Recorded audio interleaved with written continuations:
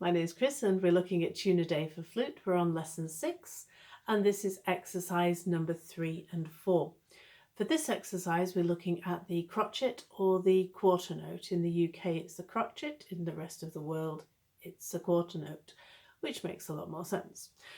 We're going to be also using the crotchet rest, which is a little squiggle that looks like a W on the side. I do have a video on the listings on how to draw that. It will be under the theory section. So we have 3 quarter notes followed by a quarter note rest, or 3 crotchets followed by a crotchet note rest in a bar, and we want to breathe on the rest. Don't breathe on each note, so just tongue each note and breathe on the rest. This is what I mean. So if we're going to breathe on each note, it sounds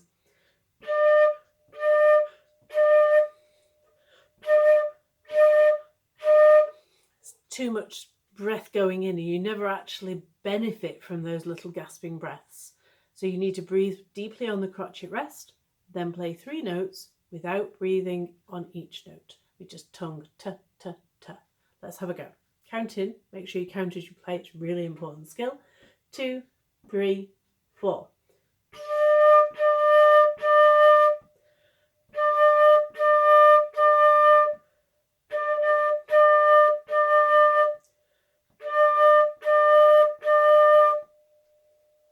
So once you have that one sorted, we increase one bar to 4 quarter notes or 4 crotchets, and then the second bar has 3 crotchets or quarter notes in it, followed by a quarter note rest or a crotchet rest. Make sure you breathe on the rest. Don't breathe after the 4 counts. So it's 1, 2, 3, 4, 1, 2, 3, breathe. And let's see if we can get all the way through. We'll speed up the count a bit. 2, 3, 4.